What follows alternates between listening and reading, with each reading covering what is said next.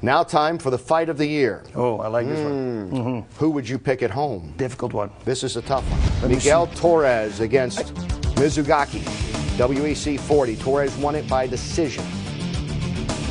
That was a good one. Was it the fight of the year?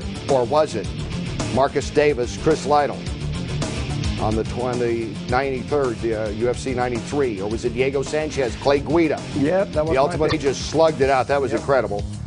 Ben Henderson, Donald Cerrone, WEC 43. Henderson, a unanimous decision winner. And a bit of a surprise to take that belt. Mike Nichols, David Heath, MFC 22. Look at this. These guys just challenged each other. Just come and hit me, come and hit me. And that's what happened, and Nichols finally finished it with a choke. That could almost been bloodbath and fight of the year. Wow. Mike Brown upsetting Uriah Faber to take the title at the WEC, winning it by a decision. Takoro against Abe McCallum, Dream 9. Takoro winning it by a rear naked choke, 138 of round 2. This was a tough one. That was a tough fight. You see the action that we have had this year. You see the fighters. I don't know. Who did you pick? I don't know. I tell you who I would. Okay, who would you have picked? And I'll tell you. Clay Guida Sanchez. That's exactly who I would have picked. And we said that when it happened in the tough finale back on June the 20th. They just kept hitting and hitting. But only. It's not us only our accountants know. We just have 2 votes. Tough choice. Paula, who do you think? That's all I can say. Can you just, no. Okay.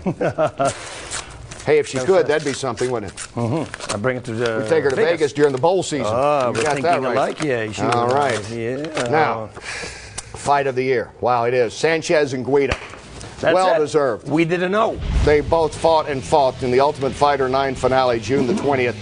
And Sanchez winning that by a split decision. Kay Guida had 0 quit in him.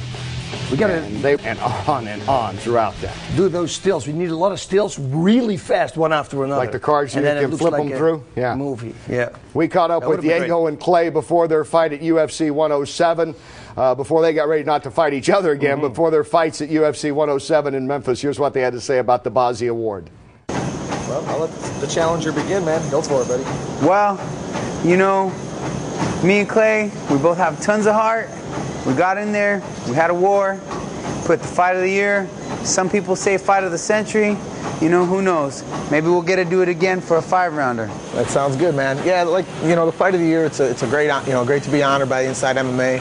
And Boss Root himself, I got a new little toy for my toy collection. But more importantly, we left, we left the fans cheering and them wanting more. So maybe next time we'll get to do it. But that's a fight for the ages, and to be spoken about with names like, Randy Couture, Fedor Emelianenko, the best guys in the sport that I look up to. It's an honor to be, spoken in the same sentence with those guys. And Sanchez, it takes 2 guys to be in a fight like that. So, I give him a lot of props, and I'm honored to be part of this fight of the year. Thank you, boss. Yes. Thanks, boss. Thanks, Kenny. Appreciate it. Guys, well deserved. I mean, they did. They had a fight where everything was thrown at each other and they kept going. It's like Sanchez says, it takes 2 to tango. Guys, yeah. It's Clay Guida, of course, also. Normally, when a person hits you that hard, as Sanchez did, and even kicked him in the head, people go down. Clay Guida doesn't go down. That's just not in his vocabulary or in him. Kept going, and then he kind of turned the fight. He started turning it also, and then it started going back and forth. It was a crazy fight. It was, like I said, it was my number 1 also. Yeah, and Clay did everything that he could to win that fight. So, I mean, that's it. Both guys did everything possible. Yep. And it went there, and I think that was one of the toughest year. Yeah, they say, like Clay Guida, they say, but he doesn't win a lot of fights, but he's exciting. Every promoter loves this guy. So yeah, he's always exciting. He'll fight tough guys, and that's the thing about him. He never backs down. Yep, and that happens. If you fight tough guys, sometimes they're really, really tough, and then you might lose. But this guy, you can never tell with him. You can never say that, okay, he's there or he's not there. This guy keeps on growing and getting better and better, although I have to say he's got to stay away from those headshots, Once you start relying on yourself that you can take a lot of punishment, I think it's not a smart thing to do. So, bobbing and weaving, Clay.